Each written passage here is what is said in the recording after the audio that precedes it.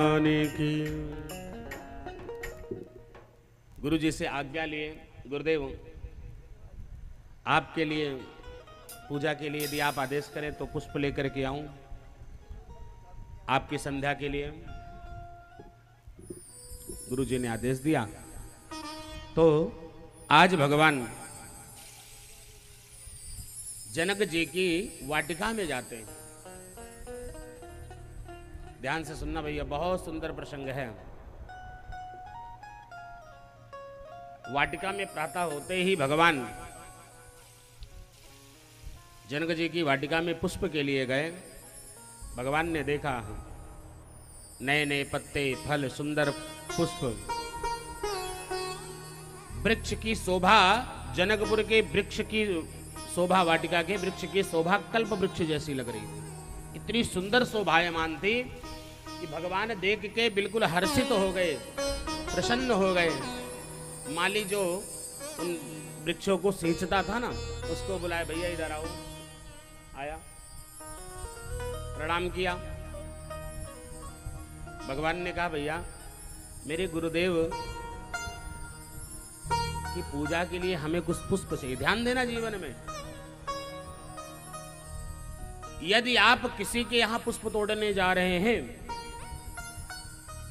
तो जो व्यक्ति उस वृक्ष का सिंचन कर रहा है, उस वृक्ष का संचय कर रहा है, बिना उसके आदेश के वृक्ष से पुष्प नहीं तोड़ना चाहिए। ऐसा नहीं कोई घर में लगाया है फूल तो दौड़े दौड़े गए, सुबह पूजा करना है, दौड़े दौड़े 4 फूल तोड़ लाए, नहीं। बिना उसके आज्ञा के नहीं। भगवान माली को बुला कर पूछते हैं, यदि आप आदेश करें तो हम गुरुदेव के पूजा के लिए थोड़े से कुछ पुष्प ले लें। माली क्यों मना करेगा? भगवान को, जिनको देखते ही जीव आकर्षित हो जाए, जिनको देखते ही जीव मनमुग्ध हो जाए, बड़े बड़े योगी, तो ये माली क्या है, ये भी मनमुग्ध हो गया। बोला, प्रभु आदेश आप।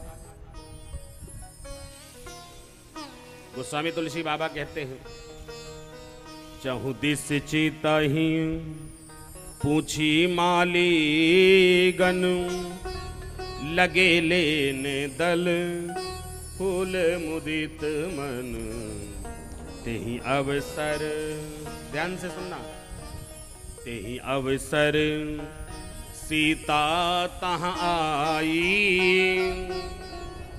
गिरिजा पूजन जननी पठाई। भगवान वाटिका में पुष्प तोड़ना ही प्रारंभ किए थे, तब तक अपनी सखियों सहित मां जानकी जी वहां पहुंच गई।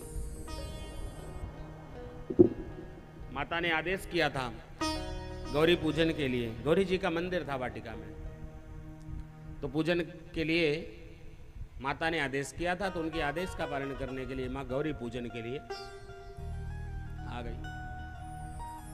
सीता जी गई, सुंदर स्वरूप, मधुर आवाज मां जानकी की, और जानकी के साथ जो उनकी सहेलियां थी ना, वो सब भी बिल्कुल मधुर बोलने वाली, सुंदर सुंदर।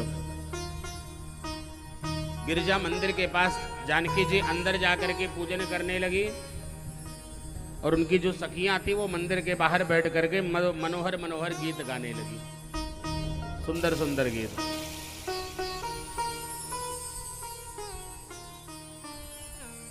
सीता जी अंदर मंदिर के अंदर जा करके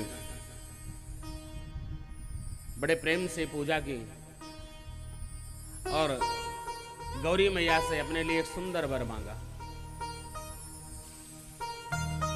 क्योंकि आज वहां पर स्वयंवर है, आज स्वयंवर था, आज स्वयंवर है, आज ही उनके लिए वर का चयन होना है। तो मां जानकी पहले ही मंदिर जाकर के गिरिजा मैया का पूजन करो,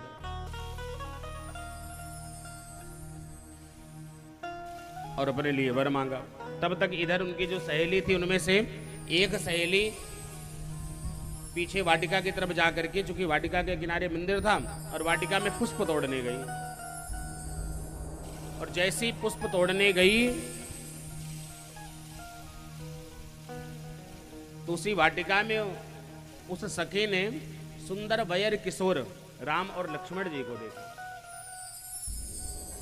जैसे ही उसने देखा तो बिल्कुल आकर्षित हो गई। आकर्षित होकर के भागी भागी वापिस आई। आकर के जानकी जी से कहने लगी, देवी, अभी हम वाटिका में जब पुष्प तोड़ने गए थे तो वहां दो सुंदर सांवले गौर किशोर अवस्था के राजकुमार बाग देखने आए। और जब हम गए वहां पर तो महाराज, जब हमने उनके देखा, वो सखी कह रही है कि जब हमने उनको देखा तो उनकी सौंदर्य इतना इतना अनमोल है, मनोहर है कि देखे तो है नेत्र, लेकिन ये मुख उसका वर्णन नहीं कर पा रहा। लेकिन मुख से वर्णन नहीं हो पा रहा कि कितने सुंदर हैं, कितनी प्रशंसा करूं, हा? मुख से निकल नहीं रहा है।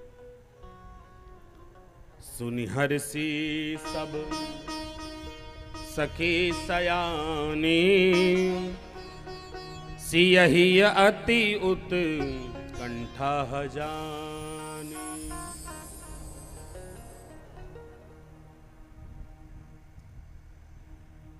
एक कहीं नृप सुत तिहियाली, सुन जेह मुनि संग आए अकाली।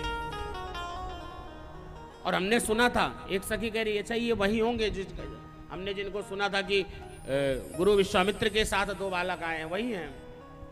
बोलिए, इतना सुंदर मनोहर दृश्य है कि महाराज उनकी शोभा वर्णन नहीं किया जा सकता, इतना सुंदर स्वरूप है। ये प्रशंसा जब मां जानकी जी सुन रही थी तो मन में एक विषय आया मां जानकी के। उन्होंने विचार किया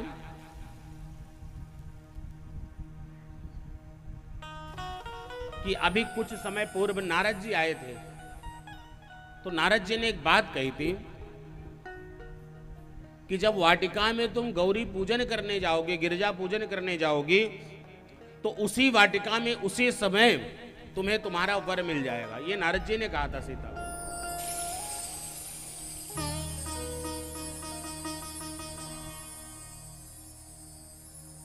ये बात मां सीता को स्मरण आई, याद आई, तो मां ने वाटिका की तरफ थोड़ा कान लगाया।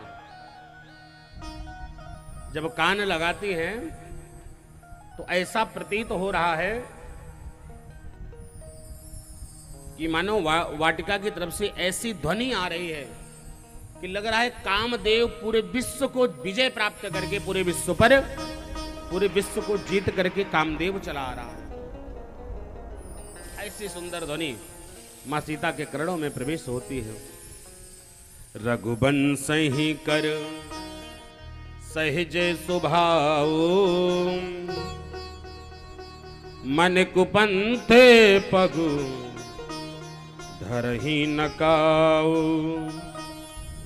मोहि अतिशय प्रतीति मन केरी, जेहि सपने पर नारी नहेरी।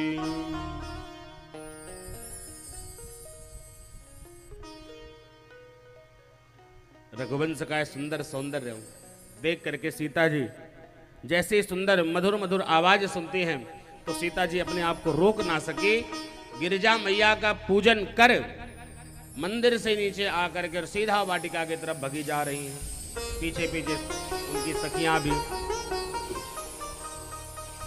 उसी वाटिका की तरफ जा रही हैं। जाते जाते जब भगवान के सन्मुख पहुंची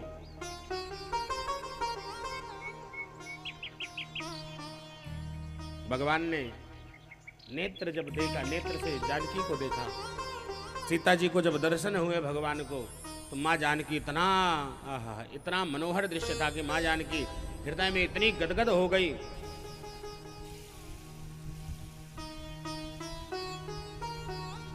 कि वर्णन नहीं किया जा सकता। माँ जानकी मन ही मन बड़ी प्रसन्न हो रही हैं। जानी कठिन शिव चाप बिसूरते, चलिय राखे उर श्यामल मूरति। प्रभु जब जात जानकी ही जानी, सुख स्नेह शोभा गुण खानी। मां के हृदय में भगवान बस गए।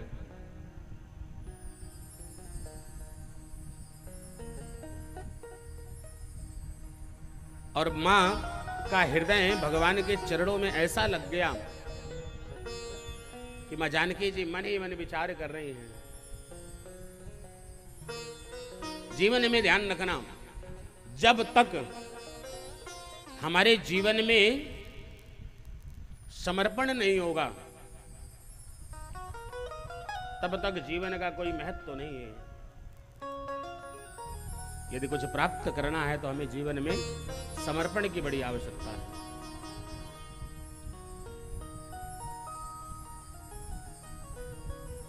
अपने जीवन को भगवान के चरणों में अर्पण कर दो।